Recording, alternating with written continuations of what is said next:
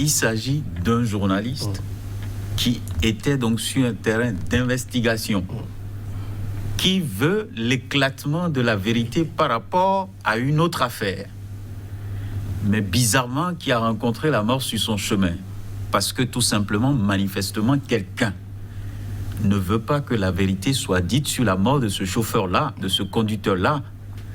Donc pour ça, tous ceux qui vont aller dans le sens de la recherche de la vérité doivent être éliminés.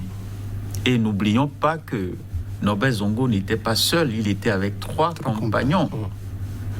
Et donc on a retrouvé le corps de ces combattants de la liberté calcinés au Burkina Faso. C'est un fait qui a suscité quand même l'émotion. Pas seulement au Burkina Faso, pas seulement en Afrique, mais dans le monde entier. Parce que j'insiste là-dessus, c'est une fois encore un journaliste qui a été brimé de cette manière-là jusqu'à ce qu'il paye de sa vie. Donc il était important pour la communauté de savoir véritablement ce qui s'est passé. Parce que ici, François Compaoré est accusé de quoi? On dit incitation à l'assassinat. C'est quand même grave. Parce que si tu demandes à ce qu'on assassine quelqu'un, en réalité, c'est toi qui as assassiné la personne. Donc, François Compaoré doit se retrouver droit dans ses bottes pour venir à la barre et, bien entendu, se justifier ou donner ses avis qui vont être analysés par les professionnels du métier et la justice va pouvoir trancher. Je pense que c'est la seule chose qu'on peut demander.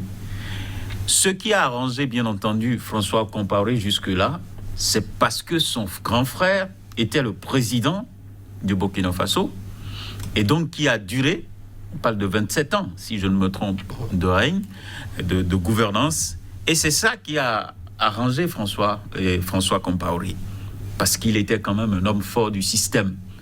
Et comme son frère est au pays et lui-même, il a des assises, on a donc joué le tout pour le tout pour déclarer après que c'est un non-lieu.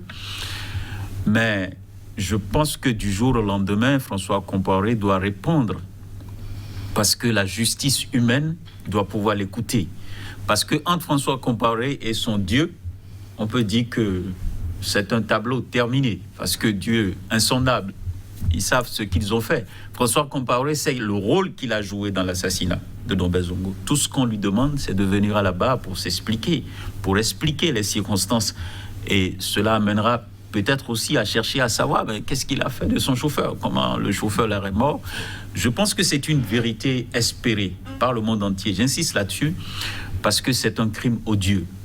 Tuer des gens de cette manière-là parce qu'ils voulaient juste faire leur travail.